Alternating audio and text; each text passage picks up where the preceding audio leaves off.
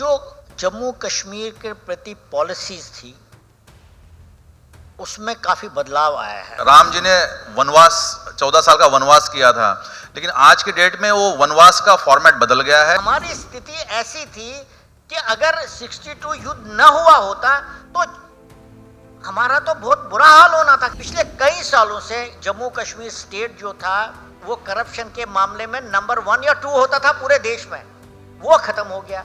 जो पैसा भारत से जाता था और करोड़ों रुपया जाता, लाखों करोड़ों रुपया जाता था, वो अब लोगों की भलाई में इस्तेमाल हुआ। इंफ्रास्ट्रक्चर बढ़ रहा है, लोगों को नौकरी मिल रही है। एक बहुत बड़ा अभियान चला था यहाँ पे। वर्तमान में 500 से ज्यादा मज़ारे जो जंगल के क्षेत्र में थी उसको हटाया गया था।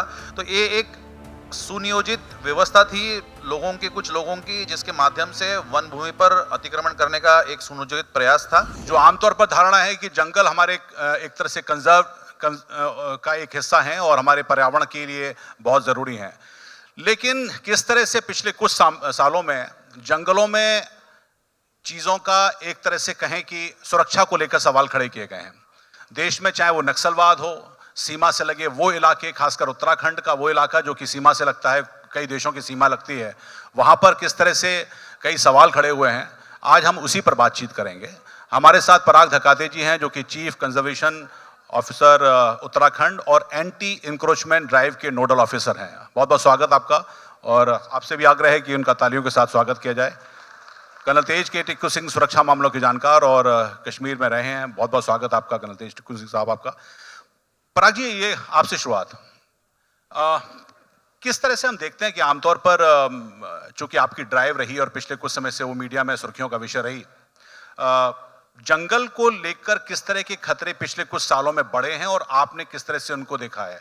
एक बार गोवा की जनता के सामने अगर आप वो बता पाएं कि जंगल को मान के हम चलते हैं कि ये तो बड़ा ही प्रोटेक्टेड एरिया है, सरकार ने कुछ लोगों को अपॉइंट कर दिया है, लेकिन पिछले कुछ समय में किस तरह से चीज़ें वहाँ पर बदली हैं? मुख्य रूप से जो हमारे जल है, जंगल है, यहाँ के वन्य जीव है, पर्यावरण है, इसका एक सुरक्षा का दायित्व भी जो है हमारे एक कर्तव्य बोध जो है हमारे संविधान में लिखा गया है। अगर हम इसकी बात करते हैं तो ये सभी बेसिकली मातृभूमि की बात कर रहे हैं हम लोग। जंगल एक बेसिकली भूमि का एक हिस्सा है वहाँ पे, और पूरे भारत में अभी अगर आप देखेंगे इसमें लगभग 25% जो भूमि है वो जंगल भूमि के रूप में दर्ज है। तो आप ये कह सकते हैं कि एक बहुत बड़ा भूभाग जंगल से जुड़ा हुआ है, और जहाँ जंगल की बात आती है वहाँ जल की भी बात आती है। और जब हम बात करते हैं आज इस सागर मंथन की, इसमें मुख्य रूप से ये मंथन के साथ साथ बहुत सारी चीजें निकल के आई थी। आयुर्वेद आए थे यहाँ से, अमृत निकल के आया था यहाँ, और ये सभी अगर हम ह्यूमन सिविलाइजेशन से इसको जोड़ते हैं इसको, तो हम देख पाते हैं कि ये मुख्य रूप से जितने भी सोर्सेस है हमारे पंच महाभूत, जिसमें पृथ्वी, जल, आकाश, वायु, अग्नि, ये नेचर से जुड़ा हुआ कंपोनेंट से है, सबके सब 5 एलिमेंट्स है, और ये सभी पंच महाभूत से जो है हम लोग आज सभी मानव जुड़े हुए हैं। तो हमारा जो मानवता का जुड़ाव है वो जंगल से जुड़ा हुआ है, और जंगल से ही सभी जो नेचर है या सभी जितने भी चीजें निकल के आ रही है, ऑक्सीजन आ रहा है, पानी आ रहा है, जिसकी हम आज देखते हैं कि सभी लोगों के लिए जल ही जीवन के रूप में अब एक सिद्धांत है। तो ये बहुत महत्वपूर्ण ऐसे रिसोर्सेस है जिसका महत्वपूर्ण सोर्स जो है, स्रोत जो है वो जंगल है। तो मैं समझता हूँ कि इसकी सुरक्षा, और एक भारत का जो एक हिस्सा है 25% क्षेत्र जंगल का है, इसकी सुरक्षा का दायित्व हम सब लोगों का है। वन विभाग सभी राज्यों में अलग अलग जो फॉरेस्ट ऑफिसर्स हैं उनकी सुरक्षा का दायित्व कर रहे हैं, लेकिन उसके साथ साथ लोगों को भी जोड़ने की आवश्यकता है यहाँ पे, क्योंकि एक ऐसा क्षेत्र है जहाँ एक ओपन ट्रेजर के रूप में आप जहाँ जाता है, आपने देखा होगा कि बहुत सारे बैंक्स होते हैं, वो बैंक के सामने आपको सुरक्षा चौकीदार मिलता है, आर्म गार्ड्स मिलते हैं उसकी सुरक्षा के लिए। 10 बाय 10 मीटर के कमरे में पूरी बैंक संचालित होती है, लेकिन आप सोच सकते हैं कि भारत का 25% हिस्सा जो जंगल भूमि के रूप में जानता है, एक ओपन ट्रेजर है, वो बहुत बड़ा एक खजाना है, उसकी सुरक्षा के दायित्व और उसकी चुनौतियां बहुत महत्वपूर्ण है। आने वाले समय में जो सागर मंथन के रूप में हम बैठे हुए हैं, ये चुनौतियों को एक एक प्लानिंग और एक रणनीतिक महत्व से के रूप में हमको आने वाले समय में इसके ऊपर एक्शन प्लान बनाने की जरूरत है।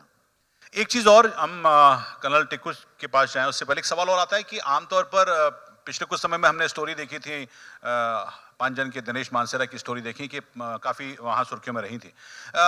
आमतौर पर यह है कि जंगल से कटाई की चीजें तो सुनते रहे थे, लेकिन ये इंक्रोचमेंट किस तरह का बढ़ा है और उसके लिए आपकी जो ड्राइव रही है उसके मुख्य बिंदु क्या रहे? मुख्य रूप से ही जो पांचजन ने एक बेसिक सर्वे किया था, यहाँ पे दिनेश मानसरा जी द्वारा एक बेसिक सर्वे किया था, जिसमें उत्तराखंड में कहाँ कहाँ पे अतिक्रमण हो रहे हैं, मुख्य रूप से जो धार्मिक अतिक्रमण हो रहे थे, जिसमें मजार का निर्माण किया जा रहा था। और मजार, वो भी मजार ऐसे नहीं, बस एक आप ईंट पत्थर और चिनाई करके वहाँ पे आप चादर डाल दो और उसमें जो है पैसा, एक पूरी सर्कुलर इकोनॉमी वहाँ पे रन हो रही थी। वहाँ पे वर्तमान में मैं बताना चाहूँगा कि उत्तराखंड सरकार द्वारा एक बहुत बड़ा अभियान चलाया गया था इस विषय पर, और इसमें जो पुलिस विभाग है, प्रशासनिक विभाग है, वन विभाग के सहयोग से और स्थानीय लोगों के सहयोग से लगभग 1300 हेक्टेयर क्षेत्र वन भूमि जो अतिक्रमित था उसको मुक्त किया गया है। एक बहुत बड़ा अभियान चला था यहाँ पे। वर्तमान में 500 से ज़्यादा मज़ारें जो जंगल के क्षेत्र में थी उसको हटाया गया था। तो ये एक सुनियोजित व्यवस्था थी कुछ लोगों की, जिसके माध्यम से वन भूमि पर अतिक्रमण करने का एक सुनियोजित प्रयास था, जिसको सरकार द्वारा असफल किया गया। आने वाले समय में जो है और ऐसे हम लोग एक रणनीति बनाई है जिसके अंतर्गत जो हमारी जंगल की भूमि है वो सुरक्षित रहे, और यही सुरक्षा व्यवस्था हमको सामरिक दृष्टिकोण से इसको देखने की आवश्यकता है। कर्नल टिक्कू, मेरा सवाल अब आपसे है कि आप चूंकि कश्मीर में कुछ जिस अंदाज में देखते रहे और लिखते रहे हैं, जंगल को लेकर वहाँ के अपने कंसर्न किस तरह के हैं, और खासकर हम चूंकि पिछले कुछ तकरीबन 30 से 40 सालों में जो आतंकवाद रहा और वो एरिया जो है उसको लेकर चिंताएं किस तरह की हैं, और भारत की सरकारों ने, तमाम राज्य सरकारों ने उसको लेकर क्या कुछ कदम उठाए हैं? देखिए, जम्मू कश्मीर का तकरीबन 27% जो भूभाग है वो जंगल से भरा हुआ है, और 60% जम्मू कश्मीर का जो ज्योग्राफिकल एरिया है वो पहाड़ी इलाका है। और सुरक्षा के हिसाब से देखें तो इसका हमारे देश की सुरक्षा के ऊपर और पिछले 32-34 साल से जो वहाँ पर आतंकवाद चल रहा है उसमें इसका बहुत बड़ा रोल है। हम ऐसा भी नहीं कर सकते कि हम जंगल पूरा ख़त्म कर दें ताकि हम आतंकवादियों को ढूंढ लें, ऐसा नहीं हो सकता है। तो हमने एक स्ट्रेटजी वहाँ पर अडॉप्ट करी है कि आप जंगल को डोमिनेट कीजिए, और जो हमारे सुरक्षा कर्मी हैं वो उस जंगल को अपनाकर उसमें जंगल में किस प्रकार की उनको किस तरीके की टैक्टिक्स इस्तेमाल करनी पड़ेगी उसको अपना करके वो आतंकवाद का सामना करते हैं। बल्कि मैं आपको ये भी कहूँगा कि पिछले जब से आतंकवाद वहाँ शुरू हुआ है वहाँ पर जंगल का क्षेत्रफल जो है काफ़ी बढ़ गया, कम से कम 3-4% बढ़ गया है अगर मेरे आंकड़े ठीक हो तो जंगल का वहाँ होना ये तो बहुत ज़रूरी है वहाँ। और अगर आतंकवादी उसका इस्तेमाल करते हैं तो जंगल को रखते हुए जंगल को अपना दोस्त बनाकर हमें आतंकवाद का सामना करना पड़ता है, और हमने किया भी है। और आपने देखा होगा पिछले कुछ दिनों में पार्लियामेंट में एक स्टेटमेंट इशू हुआ था, उसमें आतंकवाद के मामले में तकरीबन 80% की गिरावट आ चुकी है। तो ऐसा नहीं है कि जंगल हमारा दुश्मन है, जंगल हमारा साथी है, और इस जंगल को हम अपने मतलब से भी इस्तेमाल कर सकते हैं, उसका बढ़ावा भी कर सकते हैं, उसको अपने मतलब से इस्तेमाल कर सकते हैं ताकि आतंकवादी जो है उसका फ़ायदा उठाकर, उसके कवर का फ़ायदा उठाकर, उनकी हार्ड और डिफ़िकल्ट टेरेन का फ़ायदा उठाकर हम पर नुकसान न करें। तो पिछले 33-34 सालों में इंडियन आर्मी ने, सुरक्षा दलों ने वहाँ पर जंगल वॉरफेयर में काफ़ी महारत हासिल की है और जंगल को दोस्त बनाकर आतंकवाद का सामना किया है। ये क्या आपने कहा कि जंगल को एक तरह से अडॉप्ट करते हुए सुरक्षाकर्मी, लेकिन पिछले कुछ दिनों में एक बार फिर वहां कुछ घटनाएं बढ़ी हैं और खासकर राजौरी के आसपास के इलाके में, क्या इसके कुछ इस तरह के आंकड़े भी हैं और उसमें कुछ सोच में है कि चूंकि वहां का जो लोकल आदमी होगा, जो इन्फ्लुएंस्ड होगा, जो रेडिकल होगा, आएगा कहीं से ट्रेनिंग लेकर सीमा पार से, उससे निपटने में कितने कारगर होते हैं? क्या उसको लेकर वही स्ट्रेटजी है या उसमें बदलाव की जरूरत है? देखिए, वो जो इलाका है जहाँ पर आपने बोला ये आतंक, पिछले एक्चुअली अगर आप देखें जनवरी से लेकर अभी तक कम से कम 34 सैनिक वहाँ पर शहीद हुए हैं। उसकी स्थिति थोड़ी अलग है। अगर आप जम्मू से पुंछ जाएंगे तो लाइन ऑफ कंट्रोल के साथ साथ वो रास्ता जो है जम्मू पुंछ हाईवे बिल्कुल लाइन ऑफ कंट्रोल के सटक के चल रहा है उसके साथ। तो उसका पाकिस्तान और उसके जो जिहादी एलिमेंट्स हैं वो उसका फ़ायदा उठाते हैं और लाइन ऑफ कंट्रोल से लेकर जम्मू पुंछ हाईवे और उसके बियॉन्ड उसकी ज़बरदस्त एक स्ट्रेटजिक इम्पोर्टेंस है। सबसे पहले लाइन ऑफ कंट्रोल जब आप पार करते हैं ना, अगर 50, 60, 70 लोगों ने कोशिश करी, उसमें से तो महीने में तकरीबन 95-98% तो लाइन ऑफ कंट्रोल पर ही मारे जाते हैं। लेकिन एक दो आदमी का ग्रुप या 2-3 आदमियों का ग्रुप तो मैनेज कर लेता है क्रॉस करना और उनको एकदम रास्ता मिल जाता है।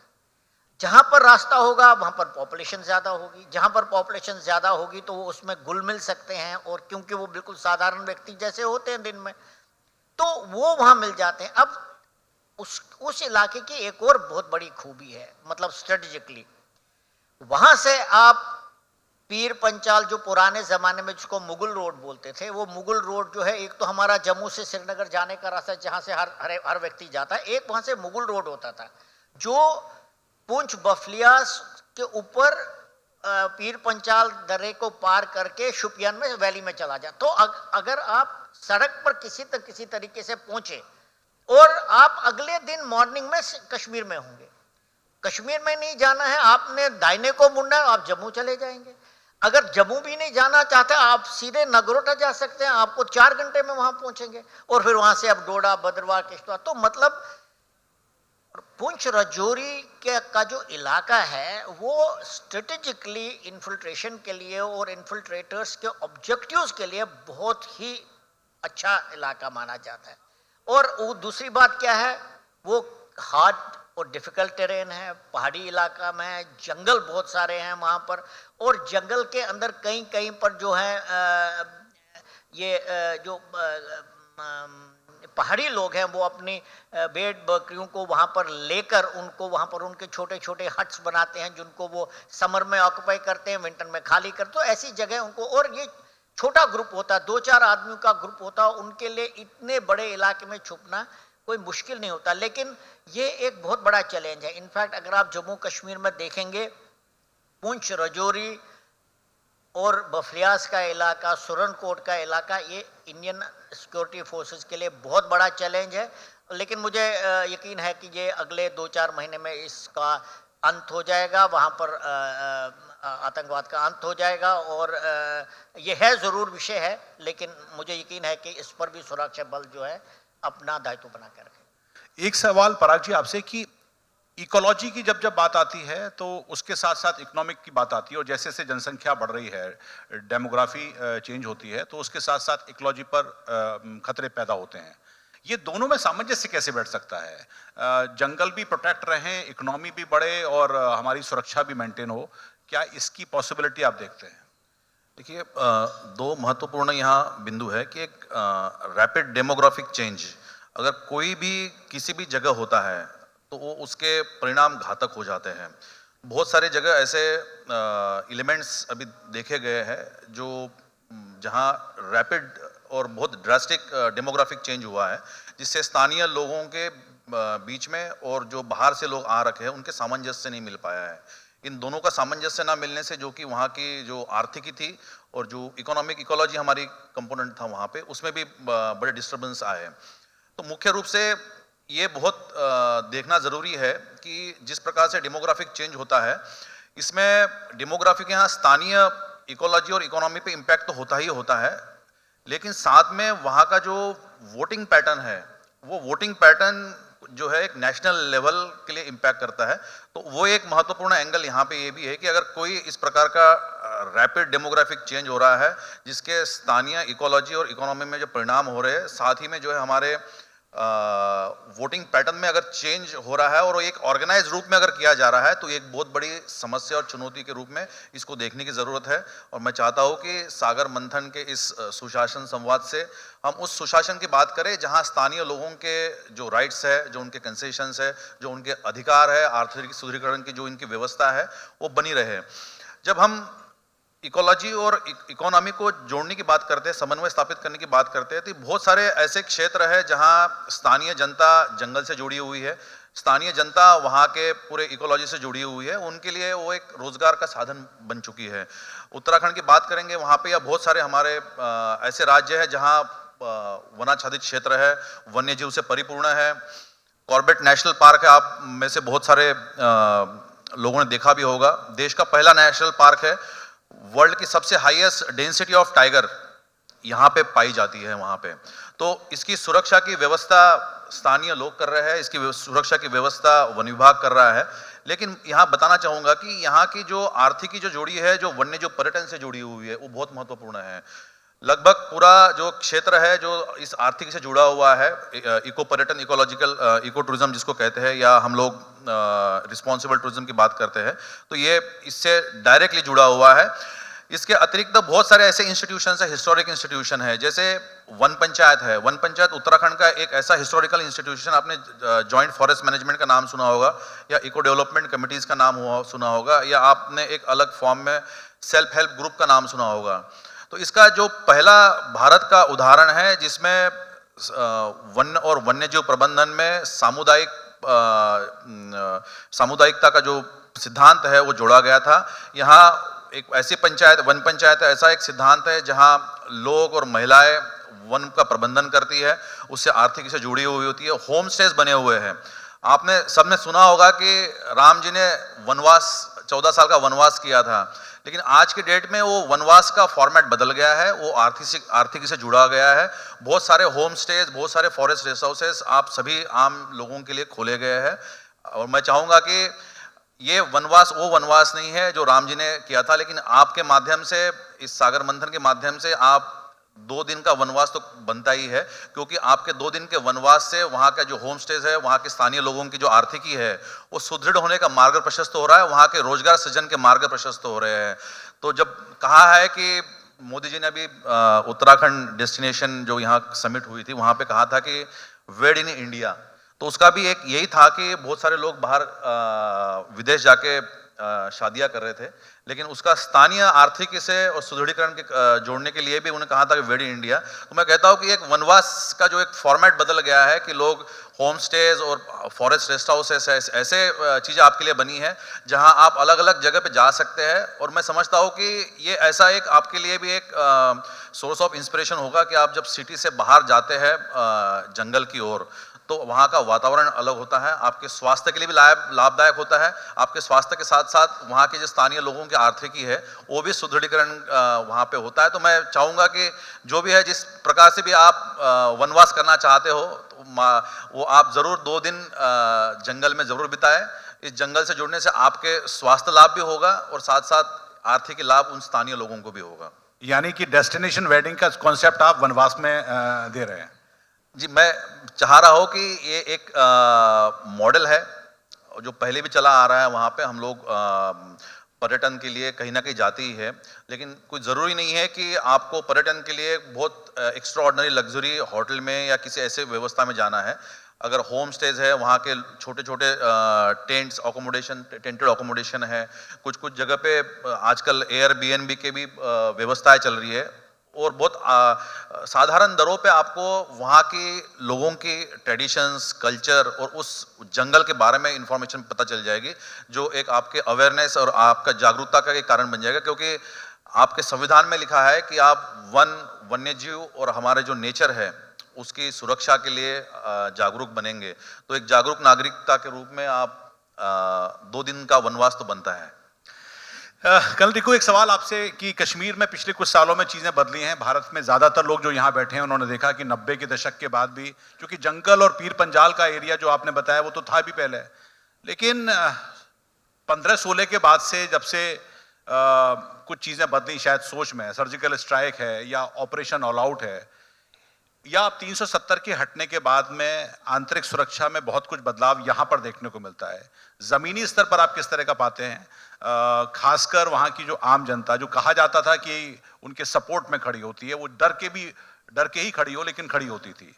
इसने कितना बदलाव किया है और वहाँ पर अभी स्थिति को आप कैसे देखते हैं? देखिए, कश्मीर के, जम्मू कश्मीर स्टेट की अगर हम बात करते हैं, जो अगस्त 2019 तक था और अब JKUT है, अगर आप इंडिपेंडेंस से लेकर 2015-16 तक देखेंगे, मतलब आजकल की जो सरकार है उसके 2 साल के बाद तक देखेंगे, जो जम्मू कश्मीर के प्रति पॉलिसीज थी उसमें काफ़ी बदलाव आया है। अभी बहुत ज़्यादा बदलाव आया है, लेकिन इंडिपेंडेंस के बाद और 2016 तक मैं कहूँगा पॉलिसीज ऐसी थी जो एक सोच विचार पर निर्धारित थी, और वो ये सोच थी कि जो सेपरेटिस्ट हैं, जो अपने आप को मेन स्ट्रीम पॉलिटिकल पार्टीज कहती हैं, जो पाकिस्तान का रुख है, आप उनके साथ सख्ती से पेश ना आइए, बल्कि उनकी हाँ में हाँ मिलाइए कुछ हद तक। तो उससे क्या हुआ, ये जो ताकतें थी वहाँ पर, ये जो शक्तियाँ थी वहाँ पर, जो देश के विरुद्ध काम करती थी, उनको बढ़ावा मिलता था। अब 2015-16 के बाद इसमें काफ़ी सारे बदलाव आए हैं। मैं आपको गिनाता हूँ। कुछ चीज़ें तो स्ट्रेटेजिक लेवल पर हुई और कुछ चीज़ें टैक्टिकल लेवल पर हुई। स्ट्रेटेजिक लेवल पर क्या चीज़ें हुई मैं आपको बताता हूँ। सबसे बड़ा एक जो कदम लिया प्रेजेंट हुकूमत ने, वो था महबूबा मुफ्ती की कोलिशन गवर्नमेंट से अपना सपोर्ट विड्रॉ करना। ये बहुत बड़ी बात थी, क्योंकि उस टाइम तक हम हर एक के साथ हाथ मिलाते थे जो देश के बरखिलाफ बात करता था, लेकिन जब हमने फैसला किया कि अब हमें ये सरकार नहीं चाहिए, तो आपने ऐसी सरकार को नीचे गिरा दिया जो देश के बरखिलाफ काम करती थी। एक तो ये स्ट्रेटेजिक लेवल पर हुआ। दूसरा, उसके बाद आपने तब से लेकर अभी तक गवर्नर राज है, तो उससे क्या हुआ है, जो लोग उधर पॉलिटिकल पावर जिनके हाथ में थी, और आज़ादी के बाद 2016 तक सिर्फ 2-3 आदमियों के 2-3 फैमिलीज में पॉलिटिकल पावर थी, या तो अब्दुल्ला फैमिली में या तो मुफ्ती की फैमिली में। बाकी बीच में एक आधा आता था, लेकिन उनका कोई महत्व नहीं होता। पावर इन्हीं 2 फैमिलीज में होती थी, और उनका वेस्टेड इंटरेस्ट बन गया था। वो हालात को ऐसे, वो दिल्ली में अलग बात करते थे, जम्मू में अलग बात करते थे, और कश्मीर में अलग बात करते थे। तो इस वजह से वहां पर अनिश्चितता का माहौल था, जिसमें पाकिस्तान फिर दखल अंदाजी करने में उनको बहुत आसानी होती थी। तो एक तो ये बदलाव हो गया, जो मेन स्ट्रीम पॉलिटिशियन थे, जो देश के बरखिलाफ काम करते थे लेकिन मीठी मीठी बातें करते थे, उनको आपने ताकत से अलग कर दिया, उनके हाथ में ताकत नहीं रही। दूसरी बात ये हुई। तीसरी बात हुई, आपने DDC इलेक्शन किए, पंचायत राज एस्टैब्लिश किया। अब उससे क्या हुआ, जो तकरीबन 40-50-40-46 जो लेजिस्लेटर थे जिनके हाथ में राजनीतिक ताकत थी, वो ताकत जो है अब 5,000, 6,000, 10,000 लोगों में बट गई। तो जिससे क्या हुआ, उनको डायरेक्टली आपने पैसा दे दिया, अपने गांव के लिए, पंचायत के लिए, डिस्ट्रिक्ट के लिए। तो उससे क्या हुआ, जो आर्थिक स्थिति थी लोगों की काफी हद तक सुधर गई, क्योंकि पहले पॉलिटिकल पावर 10-15 लोगों के हाथ में था।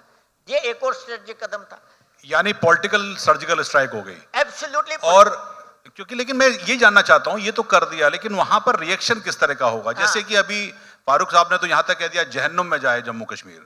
तो मतलब, लेकिन जनता कैसे सोचती है? अब देखिए, क्या ये तो मैं बोल रहा हूं कैसे हुआ। अब सबसे बड़ी बात जो हुई वो है पाकिस्तान का कमजोर होना। आप हमेशा याद रखिए, जब पाकिस्तान ताकतवर होगा, हिंदुस्तान कमजोर होगा, तो हमारे लिए समस्या है। अगर आप देखेंगे आतंकवाद कब शुरू हुआ, लेट 80s से शुरू हुआ, और लेट 80s में हमारे देश की स्थिति क्या थी? अगर आप देखेंगे 84 में मिसेस इंदिरा गांधी की असैसिनेशन के बाद ऊपर नीचे कितने प्रधानमंत्री आए, कितने प्रधानमंत्री चले गए, और देश में एक पॉलिटिकल इंस्टेबिलिटी थी। उसका फायदा पाकिस्तान ने उठाया, क्योंकि पाकिस्तान अब अमेरिका के एक स्टॉलवर्ट एलाई बन चुका था, क्योंकि उसने सोवियत यूनियन को अफगानिस्तान से निकालने में अमेरिका की मदद करी, और उन्होंने हमारे देश में हमारी अनिश्चितता का, हमारे कमजोर होने का फायदा उठाकर वहां पर आतंकवादी भेजने शुरू कर दिए। अब वहां पर क्या हुआ है, कश्मीर के अंदर क्या हुआ है, पूरे विश्व में बल्कि क्या हुआ है, पाकिस्तान तो कमजोर हो गया जबरदस्त, तो वो किसी प्रकार से अभी प्रेरणा सूत्र नहीं बन सकता कश्मीरियों का। दूसरा, जो आतंकवादी गुट थे वहां पर, और जो इनका सबसे बड़ा आका था वो जमात इस्लामी था, वो जिलानी को भी आहिस्ता आहिस्ता उसकी ताकत हटा दी गई, और वहां पर खासकर आर्टिकल 370 हटाने के बाद जो इंडियन कॉन्स्टिट्यूशन वहां पर अप्लाई हुआ, उसकी वजह से काफी सारी चीजें ऐसे होने लगी कि करप्शन, आपको याद होगा पिछले कई सालों से जम्मू कश्मीर स्टेट जो था वो करप्शन के मामले में नंबर 1 या 2 होता था पूरे देश में, वो खत्म हो गया। जो पैसा भारत से जाता था और करोड़ों रुपया जाता, लाखों करोड़ों रुपया जाता था, वो अब लोगों की भलाई में इस्तेमाल हुआ, इंफ्रास्ट्रक्चर बढ़ रहा है, लोगों को नौकरी मिल रही है। तो इस वजह से जो यूथ है वहां का, वो भी देख रहे हैं कि पाकिस्तान तो खुद बर्बाद हो ही रहा है, साथ में हमें भी बर्बाद कर रहे हैं। तो ये एक सोच विचार में फर्क आ गया है। तो और सबसे बड़ी इसमें ये बात है कि भारत में एक डिसाइसिव लीडरशिप आ गई, डिसाइसिव गवर्नमेंट आ गई, जो देश प्रेमी गवर्नमेंट है, जो देश के हित में बात करती है, और देश के हित में जो बात नहीं हो वो उनके बरखिलाफ काम करती है। आपने देखा होगा गवर्नमेंट से कितने लोगों को निकाला जो कि जहादियों की मदद करते थे, बल्कि जिलानी के 2 बेटे तो आतंकवादी थे पाकिस्तान में, 2 यहाँ नौकरी करते हैं, उनको भी निकाल दिया। तो ऐसे कई उदाहरण हैं कि देश के बरखिलाफ जो कश्मीर में काम करते थे, जिनको अभी तक प्रोत्साहित किया जाता था हिंदुस्तान के, वो आप खुद देख लीजिए कि ये यासीन मलिक प्राइम मिनिस्टर के साथ फोटो खींच रहे, जैसे बड़ा वीआईपी है वो, और आजकल जेल में बैठा हुआ है। तो ये बदलाव आया है, वहां पर यूथ देख रहा है कि उनका फ्यूचर कहां पर है, और इस वजह से वहां पर ये साला बदलाव आ रहा है, और इसको आगे बढ़ना पड़ेगा। एक काफी कम से कम 20-30 साल लगेंगे, 1-2 दिन में खत्म होने वाला नहीं है, क्योंकि जो इस्लामिक रेडिकलाइजेशन हुआ है कश्मीर के अंदर, जब तक वो आहिस्ता आहिस्ता करके खत्म नहीं होगा, आपकी समस्या तो रहेगी। और इसमें 2 बहुत जरूरी बात है, पाकिस्तान को आपने कमजोर हमेशा रखना है, पाकिस्तान स्ट्रांग नहीं होना चाहिए, और भारत का नेतृत्व एक ताकतवर पार्टी और ताकतवर आदमी के हाथ में होना चाहिए। जी बिल्कुल। पराग जी, एक चीज आपने कही कि इकोलॉजी और इकोनॉमी पर तो हमने जंगलों की बात करी, लेकिन चूंकि एक बड़ा अच्छा आंकड़ा आप ही ने बताया कि 25% तो हमारा जो जंगल है, नक्सलिज्म भी जंगलों में रहा, वो छत्तीसगढ़ या फिर उधर उड़ीसा के आसपास, आंध्रा के आसपास। जंगल की सुरक्षा करने वाले जो वन्यकर्मी हैं, क्या उनके उसमें भी बदलाव की आप सोचते हैं, या उसमें भी कुछ बदलाव होना चाहिए बदलते समय में, जिस तरह से वर्तमान चुनौतियां सामने आ रही हैं? देखिए, मुख्य रूप से अगर आप पूरे राष्ट्र निर्माण की जब हम परिभाषा करते हैं, तो साधारण जो नागरिक है वो सिर्फ अंतर्राष्ट्रीय सुरक्षा और उनके हमारी जो बाउंड्रीज है उसकी बात करते हैं हम लोग। वहाँ पे यहाँ कोस्टल एरिया है, लगभग 7000 किलोमीटर का कोस्टल एरिया है, और आप सभी लोगों ने देखा होगा कि 26/11 जब हुआ तो जो आतंकवादी थे उन्होंने एंट्री सागर से, सी शोर से एंट्री लिए और अंदर गए। इसी प्रकार बहुत सारे हमारे ऐसे राज्य हैं जो अंतर्राष्ट्रीय सीमाओं, उनके राज्यों से अंतर्राष्ट्रीय सीमा जुड़ी हुई है, और उनकी सीधे एंट्री जो है आपकी अंतर्राष्ट्रीय सीमा से जंगल में होती है। जंगल में जो फर्स्ट लाइन ऑफ डिफेंस है वो हमारे आर्म्ड फोर्सेस है, वो बीएसएफ है, आईटीबीपी है, आर्मी है, इंडियन आर्मी है, वो होते हैं। लेकिन सेकेंड लाइन ऑफ डिफेंस जहाँ की हम बात करते हैं वो हमारे जंगल है और हमारे वनकर्मी है। और जब हम वनकर्मी की बात करके तो जो बदलता जो अंतर्राष्ट्रीय परिवेश है और जो आंतरिक सुरक्षा के साथ साथ राष्ट्रीय सुरक्षा की जब बात करते हैं हम लोग, तो सेकंड लाइन ऑफ डिफेंस, जो फर्स्ट लाइन ऑफ डिफेंस में हम लोग तो बात कर रहे हैं सभी जगह, लेकिन हमको अल्टरनेट डिफेंस मैकेनिज्म्स भी आज विकसित करने की आवश्यकता है। जो वन कर्मी है, बहुत सारे फॉरेस्ट डिपार्टमेंट जो अलग अलग राज्यों के हैं, क्योंकि कॉन्करेंट लिस्ट में है, लेकिन जो चूंकि भूमि से जुड़ा हुआ इशू है, इसलिए राज्य सरकार का इसमें फॉरेस्ट डिपार्टमेंट का बहुत बड़ा महत्वपूर्ण रोल अदा करते हैं। इनकी जो वन कर्मी है, उनकी आर्म्ड ट्रेनिंग के साथ साथ जो है एक अल्टरनेट फॉरेस्ट और वाइल्ड लाइफ प्रोटेक्शन के लिए सुरक्षा एक फोर्स बनाने की बहुत आवश्यकता है यहाँ पे। और मैं समझता हूँ कि जैसे आसाम है, काजीरंगा टाइगर रिजर्व में उनको अलग से राइट्स दिए गए हैं, उनके अधिकार है कि गोली मारने के अधिकार दिए गए हैं, वो राइनो की सुरक्षा के लिए दिए गए हैं। लेकिन आज के डेट में अगर हम राष्ट्रीय सुरक्षा की बात करते हैं, तो साथ ही साथ जो आंतरिक सुरक्षा है, जिसमें जंगल 25% भूभाग जंगल का है, तो उसकी सुरक्षा के लिए हमको फॉरेस्ट डिपार्टमेंट के जो हमारे फ्रंटलाइन स्टाफ है, उनको कैपेसिटी बिल्डिंग के साथ साथ उनको आर्म ट्रेनिंग भी देने की आवश्यकता है, उनको आर्म्ड फोर्सेस के रूप में विकसित करने की भी आवश्यकता है। और साथ ही में एक अल्टरनेट व्यवस्था के अंतर्गत हमें इन पूरी फॉरेस्ट और एनवायरनमेंट और नेचर की जो सुरक्षा है, इसके लिए अगर सेकेंड लाइन ऑफ डिफेंस बनानी है,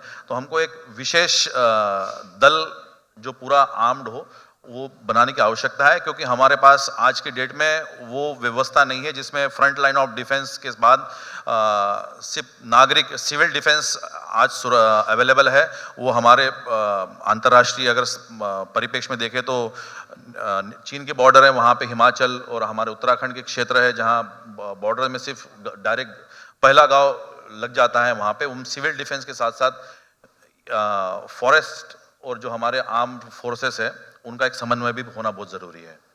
क्या इससे आप एग्री करते हैं? छोटा सवाल आपसे भी है कि जो कश्मीर का एरिया है उसमें बकरवाल कम्युनिटी है, या मान लीजिए जंगलों में रहने वाली जो जातियां हैं, क्या उनको भी इस तरह की ट्रेनिंग, या फिर वन्य जो कर्मी हैं उनको भी क्या सेकंड लाइन ऑफ डिफेंस के तौर पर तैयार करना ठीक रहेगा? क्योंकि इस तरह के प्रयोग न सिर्फ एक ज़माने में छत्तीसगढ़ में किए गए थे कि जब नक्सलिज्म बहुत बढ़ रहा था, तो कुछ लोगों को हथियार देना, ट्रेनिंग करना, ये सरकार ने तब भी शुरू किया था।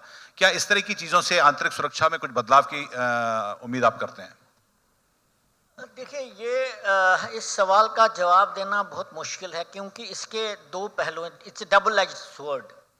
क्योंकि आप एक कम्युनिटी को, जैसे बकरवाल है मान लिया, आपने उनको आम कर दिया, फिर क्योंकि एक जगह से दूसरी जगह मूव होते रहते हैं, उनका जैसे गर्मियों के इलाके में पीर पंचाल की पहाड़ियों में चले जाते हैं, राजौरी की पहाड़ी में चले जाते हैं और समर में नीचे आ जाते हैं, तो क्या उनके पास जो आप हथियार देंगे वो हथियार सुरक्षित रहेंगे? बिकॉज हथियार देना कोई मामूली बात नहीं है। आप हथियार देते हैं, वो उससे खून बह जाता है, तो क्या वो उसका इस्तेमाल कर सकते हैं? क्या वो उनकी मेंटेनेंस कर सकते हैं? क्या वो उन चीज़ों के लिए इस्तेमाल होगा जिन चीज़ों के लिए दिया जाता है? तो मुझे लगता है इसके ऊपर बहुत गहरा चिंतन करना पड़ेगा।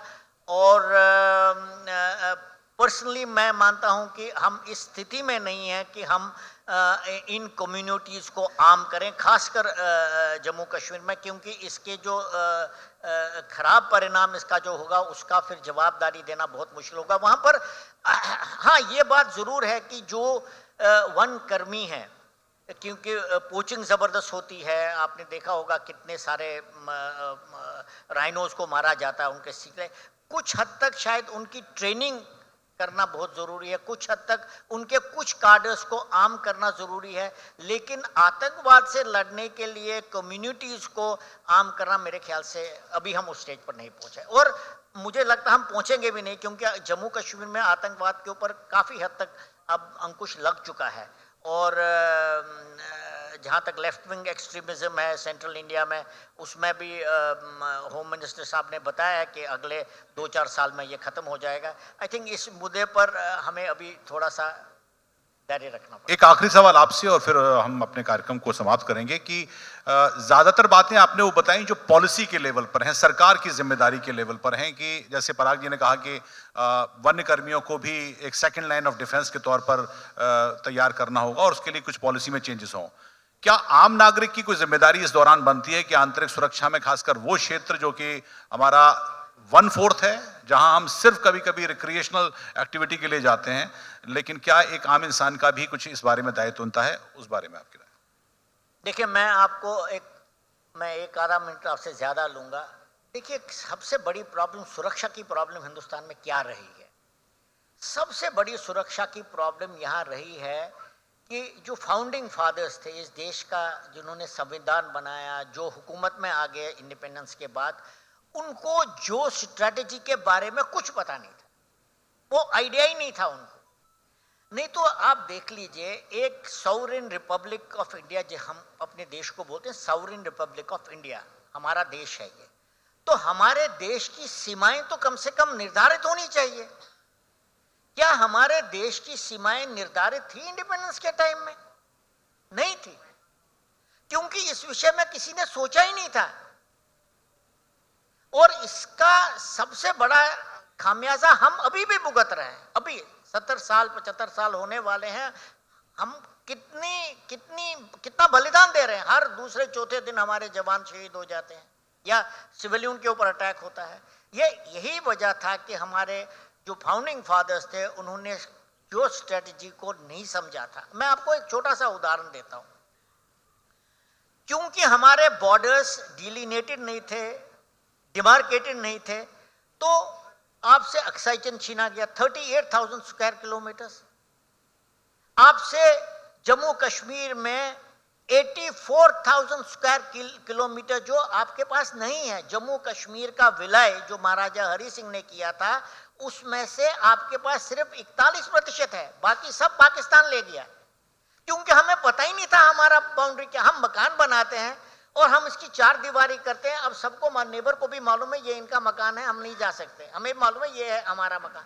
क्या हमने किया था? ये नहीं किया, क्योंकि हमें समझ में ही नहीं आ रही थी। और ये एक बहुत बड़ी विडंबना की बात है, क्योंकि जो हमारे फाउंडिंग फादर्स थे, उन्होंने अपनी लाइफ के दौरान फर्स्ट वर्ल्ड वॉर और सेकेंड वर्ल्ड वॉर देखा था, जो टेरिटोरियल गेन के ऊपर ही आधारित, बाकी तो उसको आइडियोलॉजिकल एक रंग दिया गया है। लेकिन तब भी हमारी समझ में नहीं आया। मैं हैरान हूं जब मैं पढ़ता हूं कि 1930 में हमारे पहले प्रधानमंत्री ने 1930 के अंदर एक बयान दिया कि हम तो पीस लविंग देश है, हमें तो फौज की जरूरत ही नहीं है, पुलिस हमारी रक्षा करेगा। आप ऐसा सोचते हैं, लेकिन बाकी तो नहीं सोचते। और आपने क्या किया? और आपको मैं एक और चीज बताऊं, एक गलत फहमी हो रही है देश के अंदर। लोग बोलते हैं अक्साई चिन तो 1962 में चला गया। नो, अक्साई चिन 1962 में नहीं गया, अक्साई चिन 1959 में गया। और इसकी जानकारी सरकार को थी, लेकिन सरकार ने नहीं मानी ये बात। इसके विषय में काफी सारा, बल्कि जब पता चला पार्लियामेंट में बोला गया कि भाई हमारी तो अक्साई चिन की जमीन 38,000 किलोमीटर चाइना ले गया, तो आपको मालूम है वो बहुत फेमस पार्लियामेंट में डिबेट हुआ। उसमें जवाहरलाल नेहरू ने बोला, अरे क्या वहां तो घास का तिनका भी नहीं उगता? तो महावीर त्यागी जी MP थे, उन्होंने कहा जी मेरे सिर में तो 2 बाल भी नहीं है, तो मैं क्या अपना गला काट कर किसी को अपना सर दे दूं? तो ये हमारी स्थिति थी। बाद में बताया कि जी ये जो 62 में नो, 62 का युद्ध अलग था, और 62 के युद्ध के बाद चाइना वापस चला गया। और हमारी स्थिति ऐसी थी कि अगर 62 युद्ध न हुआ होता तो हमारा तो बहुत बुरा हाल होना था, क्योंकि हमें इसके विषय में पता ही नहीं था। हम जो स्ट्रेटेजिक इंटरेस्ट हम कैसे प्रोटेक्ट करें, वो तो बॉम्बडिला तक चला जाता, और बॉम्बडिला से फिर वो आपको ब्रह्मपुत्रा वैली पे हमेशा आपको देखता। आपका जो सिलीगुड़ी कॉरिडोर है, मैं आपको एक और मिनट लेता हूं मैं। आप खुद अंदाजा लगाइए, जब आपको ब्रिटिश से आजादी मिली, आपको पता है 7 नॉर्थ ईस्टर्न 7 सिस्टर्स, अब तो 8 सिस्टर्स हो गई, सिक्किम उसका एक और हिस्सा बन गया। 98% जो बॉर्डर इलाका है उन स्टेट्स का, वो भारत के साथ नहीं टच करता है। हमारा सिर्फ 2% टच करता है उसके साथ। 2% जिसको सिलीगुड़ी कॉरिडोर बोलते हैं, और जिसके ऊपर हमारे एंटी इंडियन फोर्सेस की नजर है, जिसको सिलीगुड़ी कॉरिडोर, चिकन नेक बोलते हैं, वो सिर्फ 2% है। अगर आप पूरा मैप देखेंगे नॉर्थ ईस्ट का, उनका बॉर्डर जो है 98% फॉरेन कंट्रीज के साथ है, म्यांमार, बांग्लादेश, चाइना। तो मतलब हम इतना सोच भी नहीं सके कि भाई हमें नॉर्थ ईस्ट के 7 बड़े स्टेट्स हैं, उनको हम कैसे अपने देश में हम उसको कैसे सुरक्षा प्रदान करेंगे अगर 2% है। मैं आपको एक और उदाहरण देता हूं। आपको थोड़ा रोकूंगा क्योंकि समय के लिए हो रहा है, क्योंकि मेरा ये था कि इसमें हम एक आम आदमी को कैसे जोड़ सकते हैं, लेकिन मैं इसका उत्तर मैं दे दूंगा आपको। अभी हमारे सरकार की ये पॉलिसीज है कि लद्दाख के अंदर उन्होंने पर्यटन खोल दिया है। आप पेंगोंग साक जा सकते हैं, आप अरुणाचल के आखिरी गांव तक जा सकते हैं, क्योंकि जहां पर लोग रहेंगे, जिस गांव में लोग रहेंगे, जहां प्रोग्रेस होगी, ऑटोमेटिकली उसकी सुरक्षा होगी, वो आपका फर्स्ट लाइन ऑफ डिफेंस बनेगा। और ये बहुत बड़ी बात है, बहुत अच्छी बात है ये। तो मुझे लगता है गांव के साथ साथ जो बॉर्डर के साथ साथ जो हमारे गांव हैं, उनकी तरक्की होनी चाहिए, उनकी प्रगति होनी चाहिए। वहाँ road communication, e-way communication institution बनने चाहे, वही आपका पहला लाइन ऑफ डिफेंस होगा। सिक्योरिटी फोर्सेस, आर्म फोर्स तो उसके बाद आएंगे। बहुत बहुत धन्यवाद आप दोनों का। तो आखिरकार यह है कि सरकार के तौर पर जो भी कदम उठाए जाने चाहिए, कुछ उठाए गए हैं, कुछ उठाने की जरूरत है, लेकिन एक नागरिक के तौर पर भी शायद हमारा कर्तव्य है।